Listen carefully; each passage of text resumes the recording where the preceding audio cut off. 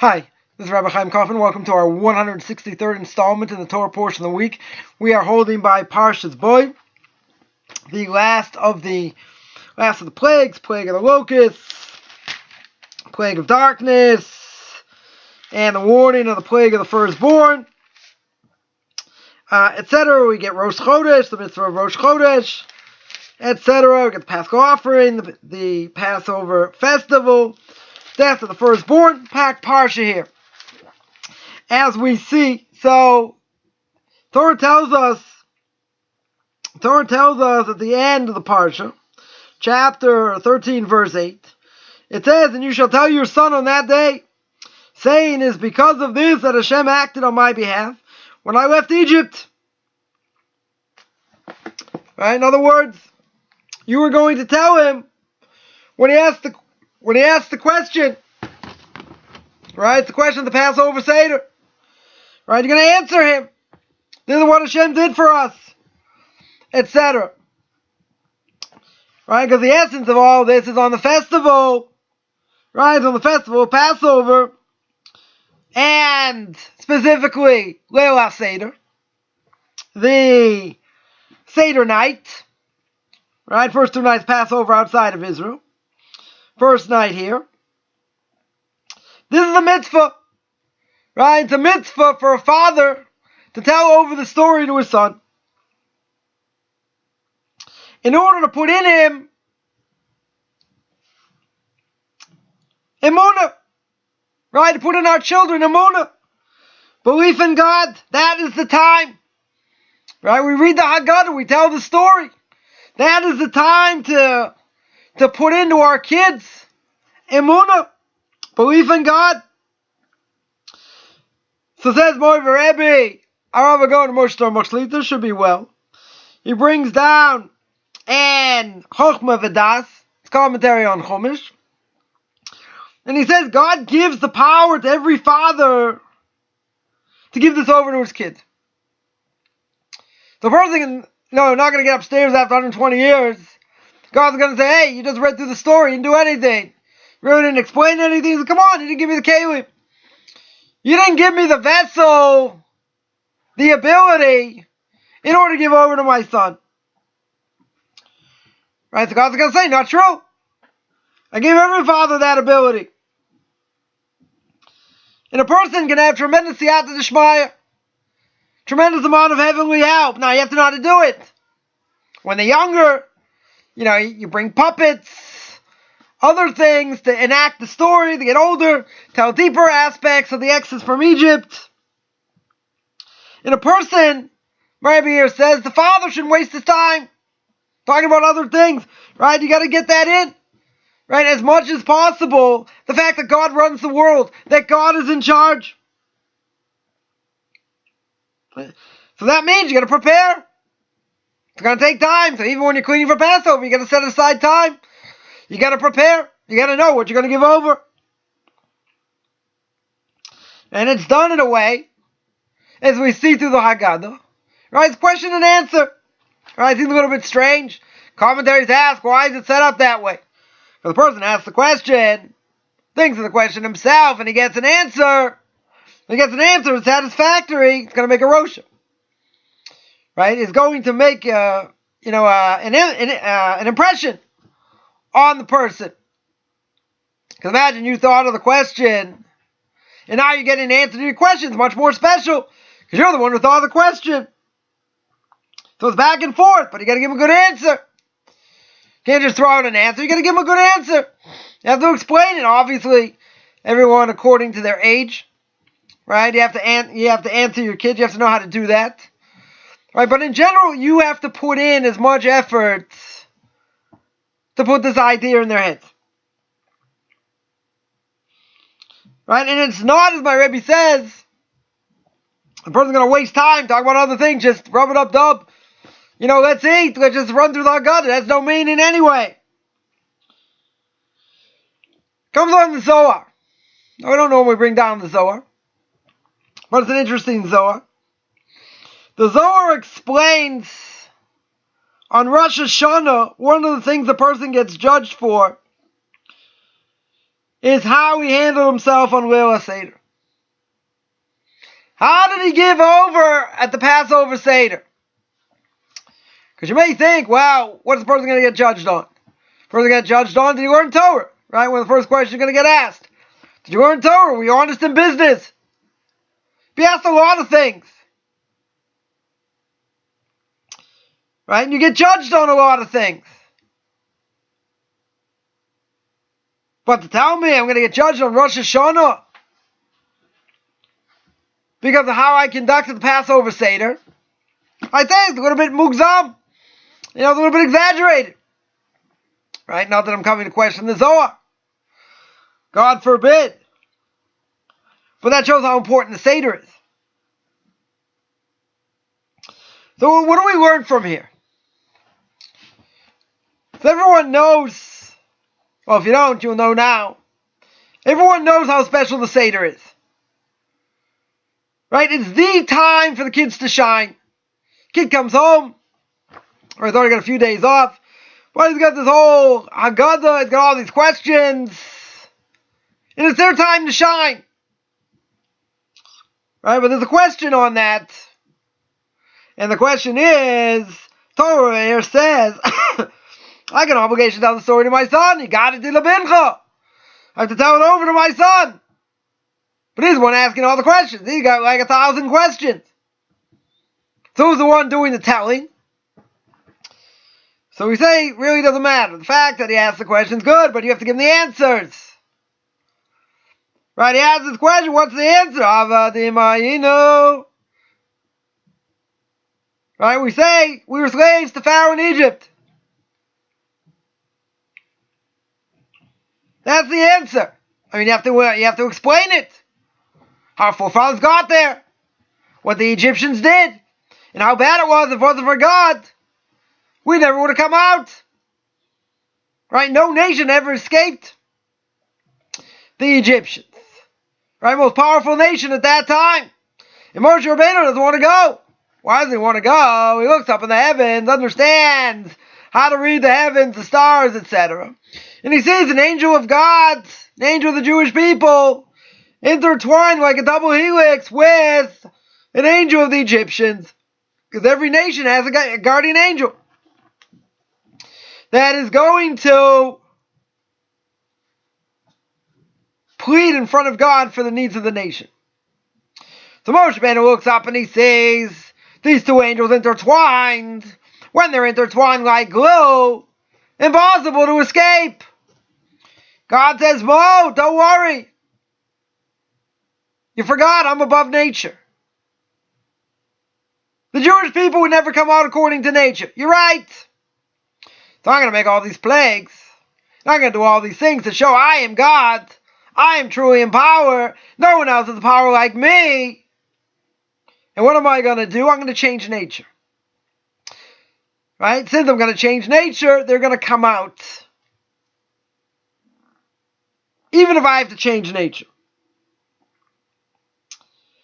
So, we go through the Haggadah.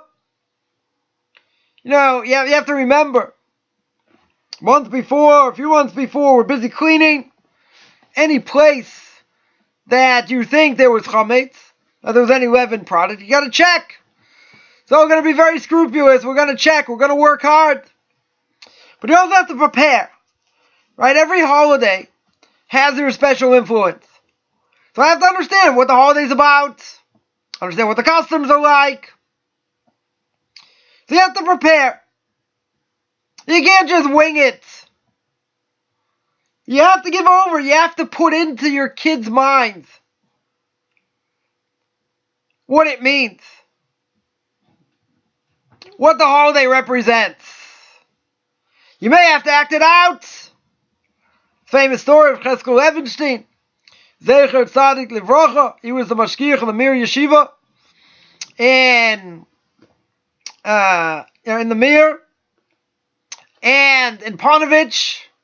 Rebbe tells the story. Student of his, Zecher Tzadik Livrocha, may his name be blessed. Rebbe tells the story. He was by the mashgiach for Passover. And The Mashgiach, in the middle of the Seder, took out two benches. Put one on one side, one on the other, right? With a walkway in between. And it's like he's coming through the Yam Suf. And he reenacted it. By going through the sea. As the sea split. And he screams out, the Mitzrayim meet coming. He says the Egyptians are coming. As the sea splits. He lived it. Emunah by him was real. Something we have to work on. But that's, all of Passover is about going through the Haggadah. It's about learning about the miracles.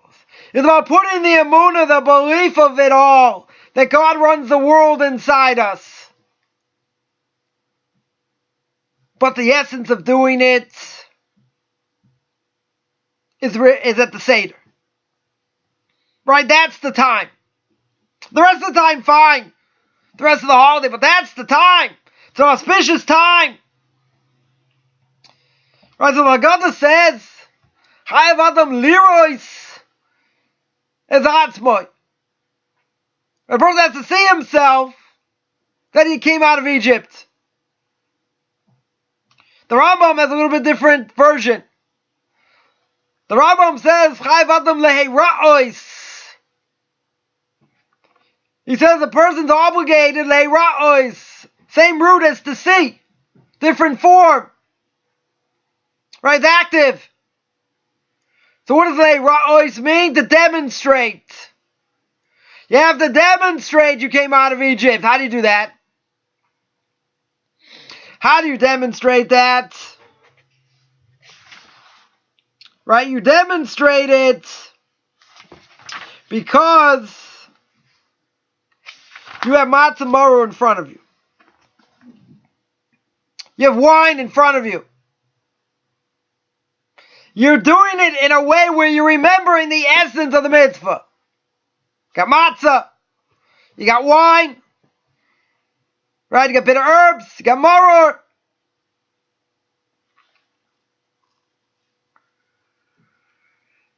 So it's a tremendous night. Right? We get dressed up in our finest clothes. Decorate the table in the finest things. But the essence of what we're doing is instilling in our kids and our spouses the fact that God runs the world. The fact that God's in charge. The fact that we still need to be redeemed. Right? Why do we have the fifth cup? Fifth cup, Elijah the prophet. Elijah the prophet is going to announce the coming of the Messiah. Future redemption. You have the redemption of the Jewish people coming out of Egypt. And you have the future redemption which we're still waiting for. Right, but it's all part of the same package. The fact that there's order. And that God knows what He's doing. And that God runs the world. And He's in charge. Even of the smallest details, God's the one in charge here. We think we're the ones doing everything. The reality is we don't have much free will at all. Right? It says at the beginning of the Parsha that God hardened Pharaoh's heart. Took away his free will. He took away his free will. How can he be punished? Right? Sometimes God will take away a person's free will because He knows he's not going to change. And He knows he had an opportunity to change and he didn't take advantage. So He took away his free will. He's still going to punish him. Big topic in and of itself. Right? But the point over here is that it's an auspicious time for redemption. But if you don't learn about it, and you don't prepare it, then it's just any other night. You could read through the Haggadah, but it doesn't enter the heart. You read the story. This is what our forefathers did. They came out of Egypt, blah, blah, blah, blah, blah, blah, blah. Right? Saying Avadim Ayinu Paro B'Mitzrayim na na na na na na. Right? You sing Die Dayenu, Die Dayenu. So you sing these songs, some of them. You go through the Haggadah, in 10 minutes you eat. Now obviously you have to keep pace. You have to eat the afikomen, you have to eat the last piece of matzah right before halachic midnight. So you'll say over, a few things, but you have to keep pace. After you ate the afikomen, you can speak as much as you want, or you finish the seder, you can speak as much as you want.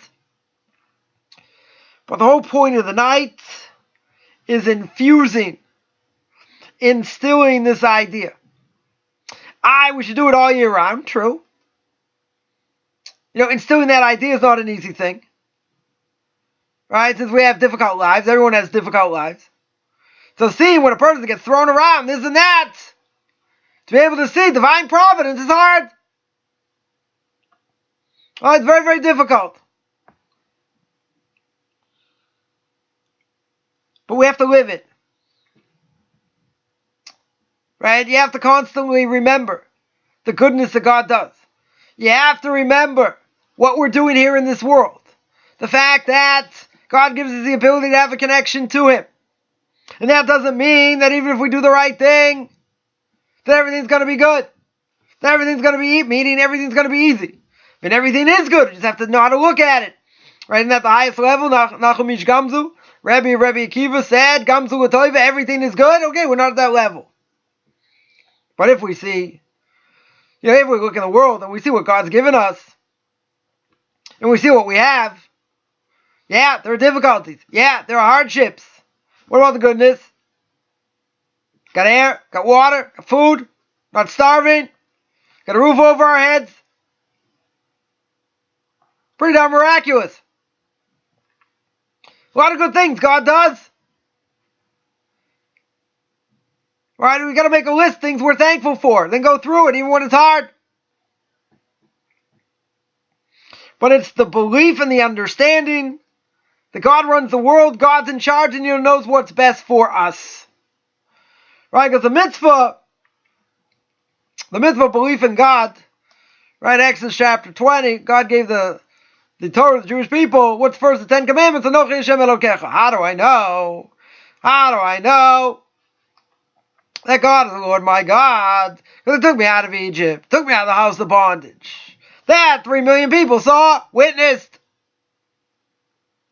Right? No other religion makes that claim. So-called religion makes that claim. Only us. And that we have proof for. Generation after generation. People sitting at a Passover Seder. Used to be 4 generations sitting there. Great-grandfather, grandfather, father and the son. And one time that great-grandfather was the youngest son. So you can take 80 of those generations to go back to giving the Torah Mount Sinai. It's not very much. And if you go anywhere in the world, right, the 15th of Nisan, everyone's making a Seder. Right, all Jews are making a Seder. Some more intense, less intense. But when you go to the Seder, anywhere in the world, what are you going to have? 3 matzahs, wine, 4 cups of wine, charoset, maror, bitter herbs, 5th cup for Elijah. It's all the same.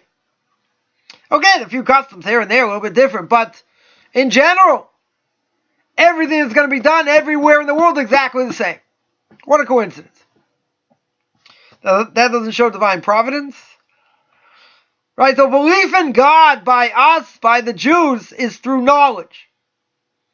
Right, obviously by the Christians, by faith. By others, is by faith. So why do we say, we have the knowledge? Because it's not about faith. We have concrete proof that we were in Egypt, that these things happened. And not only that, anyone who's been to a Passover Seder, the father at that Seder tells it over to the son. How did that father know the story? How did that father know to go through the Haggadah? Because his father taught him. How did his father teach him? Because his father taught him. Till you go back further. Normally, I tell you, a father's not going to lie to his son. Right? The son can say, how do you know this happened? So I don't know. My father told me. How does he know? His father told him. Right? It says it in the Torah. Not just going to say it for no reason. Right? Even though some idiot rabbi got up on the seventh day of Passover and he said that the exodus from Egypt never happened. So if I was sitting there, I'd say, okay, so why do we eat matzah? It's a custom. Not a custom. It didn't happen. I want bread. I want a bagel. What do I have to eat this stuff for? It's bad on my stomach. Right? So divine providence, means that God is watching everything. God's in charge of everything. Now, being in charge of everything the way we see it, a lot of times doesn't make a lot of sense. Now that's okay, because we're not God.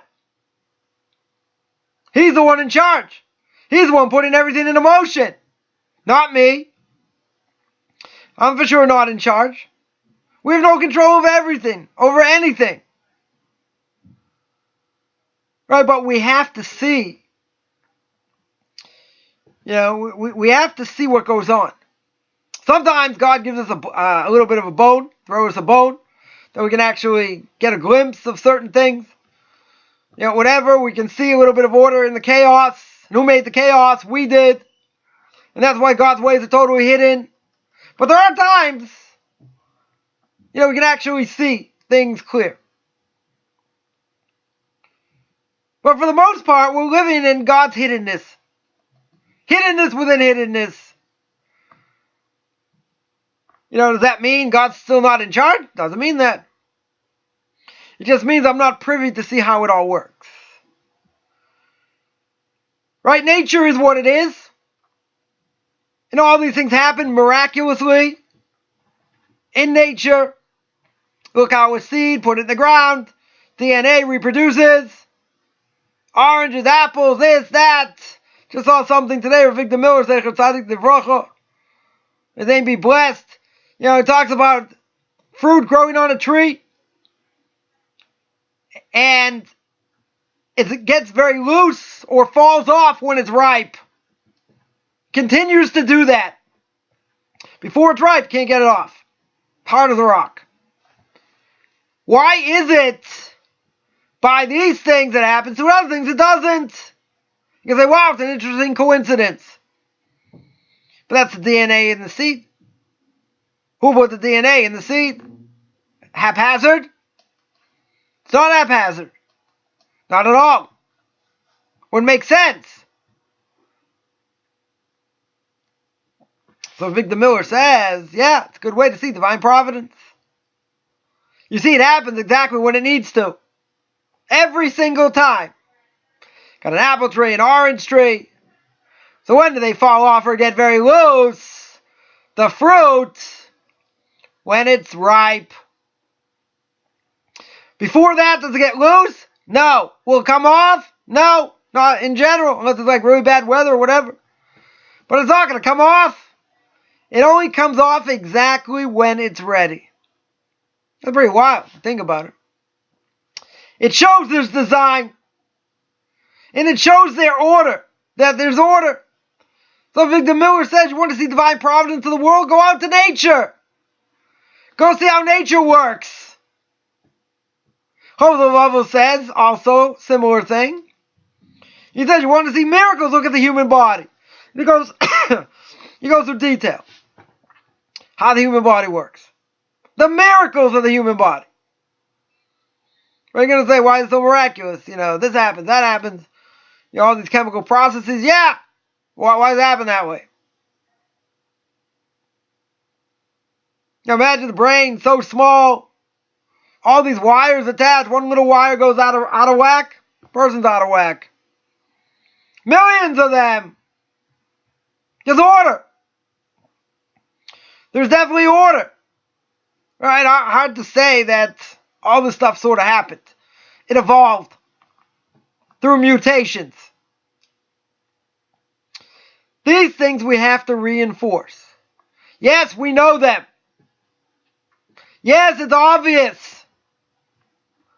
But you have to keep saying them over and over and over again. Right? You have to put it in the heart. I spoke last week, disconnect between the brain and the heart. right? But the way we manifest things and the way things we remember and that make an impression on us is by saying them, right? By witnessing them, that makes an impression. Now, after a few hours, few days, few weeks, these impressions get weaker. They're not as strong. Right? Because when time goes by,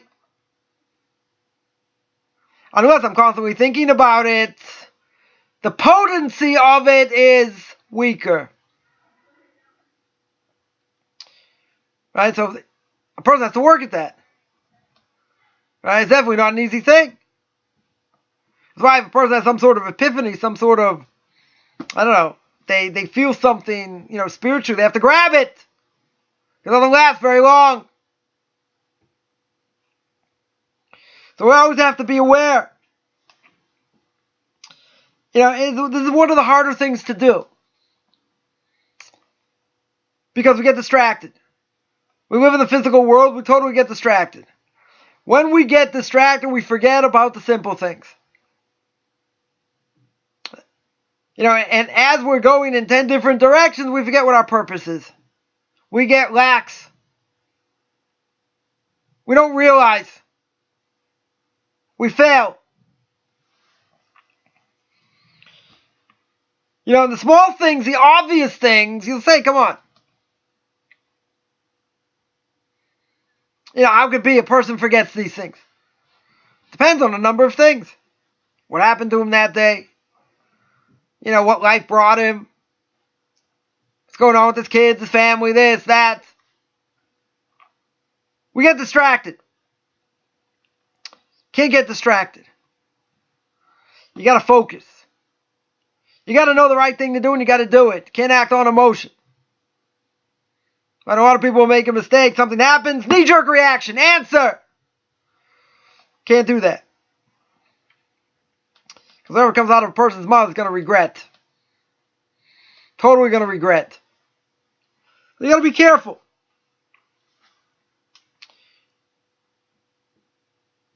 So this is a golden opportunity. Right? The night of the Seder. Take what we learned. Give it over. As long as we're not so tired. Right? Can't be too tired here. But you got to put it inside yourself. And you have to live it to the highest level you can. Because at the end of the day, we understand God runs the world.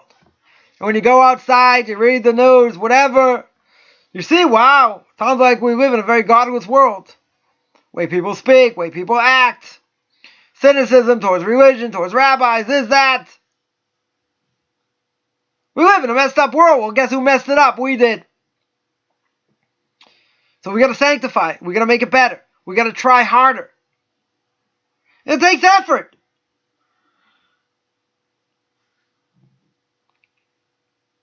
That's why my Rebbe says you got to prepare. Question and answer. Takes preparation. You can't just give it over off the cuff. But you have to know the deeper meaning also. Right? We have to remind ourselves what our purpose is in this world. What it means to be a Jew or a non-Jew in this world. And how it affects us. How it affects others. What my actions do. What they mean. It's a lot of work. To put in a lot of effort. This is what we spend our whole life doing.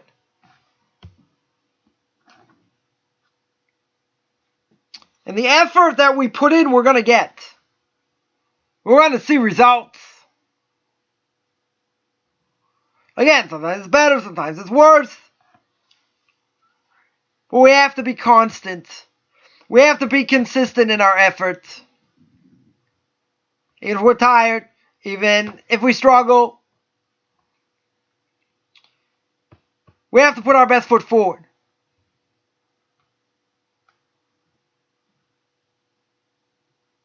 But see, every holiday has its, particular mitzvahs to it, and what's behind it. Right? The Passover is about Gula. It's about redemption. Spiritual redemption. Physical redemption. Future redemption. But the question is, how do we look at it? Do we look at it as, what event happened in the past? Jewish people were enslaved, they came out, God took them out, very nice. Okay, now what? How does that affect my life? Well, guess what? God took you out of Egypt. Took the Jewish people out of Egypt, brought them to Mount Sinai, brought them to the desert of Mount Sinai. What happened to Mount Sinai? God gave us the Torah. So the purpose of taking us out was to get the Torah. We were slaves to Pharaoh in Egypt, and now we're slaves to God. We have 3 million people witness God giving the Torah to the Jewish people. Gave it to Moshe, Moshe gave it to us. So if it's about rub it up, double, let's eat, they missed the whole point. Right? It's obvious. Right? But Father to Son, telling over the story, this is what makes the Jewish people a nation. Came out of Egypt, had the slave mentality, God worked on them, gave them the Torah, community mentality, nation mentality, but now that they have to serve Him. I mean, He is the King of Kings. It's obligatory to serve Him, whatever He wants us to do. My kesher, what's the connection over here? Very simple. Come out of Egypt to accept the Torah.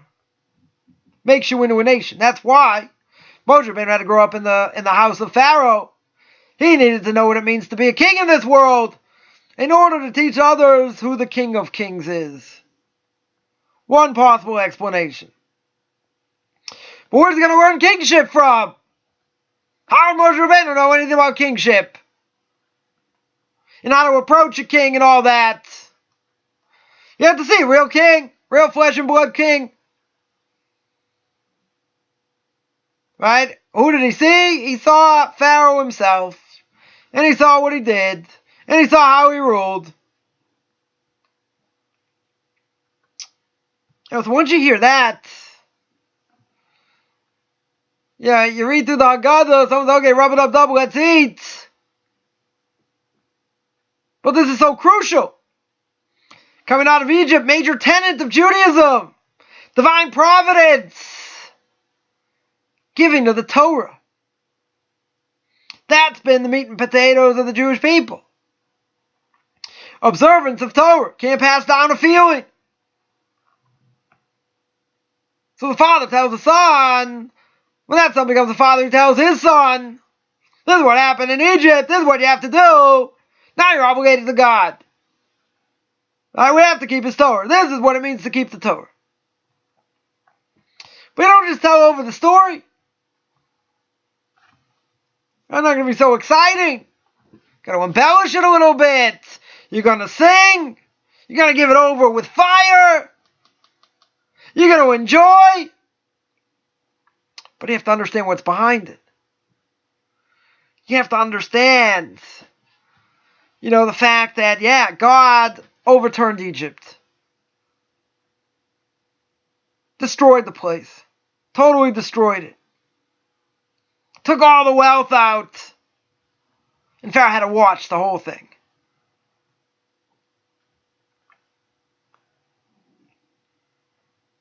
So the belief we have that God runs the world, you see, He cares about everybody. Right, the ones that want to come out of Egypt, He left there. They died there. Right, died in the plague of darkness. But God oversaw everything. Right, the Torah tells us, they're going to see who I am. I am the God of all other gods. Even though there are no other gods. I'm the one who has true power. Nothing else has power. Unless I wield it and allow it. This is why it's a major tenet of Judaism, to show that he's in charge. Nothing is outside of him. If that is true, then he has no power. Then he's not God. Then there are other factors involved. Can't be. God is absolute. He's got the ability to reward and punish. These other forces are subservient to him. God can use them whenever he wants, but they have no free will.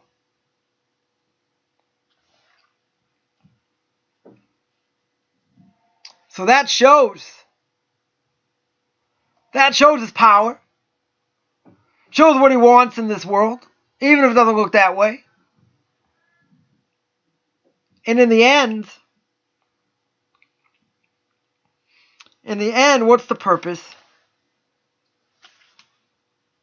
The purpose is we're here to serve him. The purpose is God wants, goodness for us. He wants us to tap in. He gives us the ability to tap in. And through that, we're going to draw close in the way he wants. In the way he runs the world. So how do I know he runs the world? Well, guess what? He wrote a book. It's called the Torah. Passed it down. Best-selling book of all time. The Bible.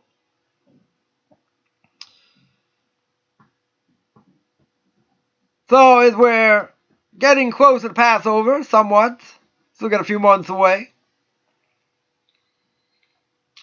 let's start thinking about these ideas.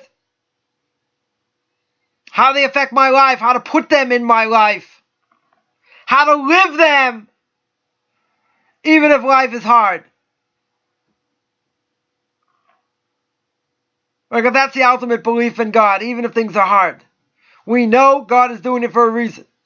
We may not be privy to it in this world. We'll hear about it in the next world. But it's for our benefit. And we have to see that what God does and the actions of the world are to our benefit. Even seemingly, we can't make sense out of it. Right? That's the hardest thing. A person's going to have all the faith in the world. Everything's good. Got a fat bank account. Everything's great. What about when it's hard? You're going to say, oh, God didn't take us out of Egypt? God forbid. God's not in charge? You're going to say it's Mr. S doing everything? Well, that's convenient. Because if God is all good, how can evil be there? Yeah, good question. Spoken about it a number of times. But in the end, belief in God and faith in God is based on the fact that he's the one in charge. That he's the one that intervenes in history. How do I know? Because the Torah tells me. The Torah makes clear. And he wants us to instill that in our families. And in future generations. Because that, more than anything else, is going to keep the Jewish people together. Because they all believe in one God. They all believe he's in charge and he runs the world. And we're going to take whatever happens, we're going to take it. Because we know in the end, at least in our minds, God knows what he's doing. He knows what's best for us. Even if we think we know better. Even if we think things should be different. At the end of the day, nobody's God here. Nobody's privy to what's, going on in his brain, so to speak. There's a divine plan. And sometimes we get the ability to see it. We have to have the eyes. Right? We have to have the minds. And we have to continually work on ourselves that God's in charge. And I have to put my best foot forward. But at the end of the day, the one pulling the strings is none other than God himself. And that's the mantra. So I want to remind everyone I have a class on duties of the heart every Tuesday night. Speaking about fighting against the evil inclination. I have a Q&A twice a week. Tuesday and Thursday. 10 o'clock in the morning New York time, 5 o'clock Israel time. Every Sunday, we got the book of Leviticus, chapter 11, starting this Sunday, Derech Hashem, for Noah Heights. 2 hours. I'm going to start speaking about belief in God and how God runs the world, right? The purpose of creation. Every Wednesday, Pirkei Avos. This week we are Ethics of Our Fathers, Mishnah, chapter 1, Mishnah 4. Speak about that. And I have conversion class also twice a week. Anyone interested in any of these things, you can contact me. Find me on Facebook, Beyond Orthodox Conversion Judaism, and you can send me an email, Rabbi Chaim Coffman @gmail.com, RabbiChaimCoffman @gmail.com. Wish everyone a great Shabbos.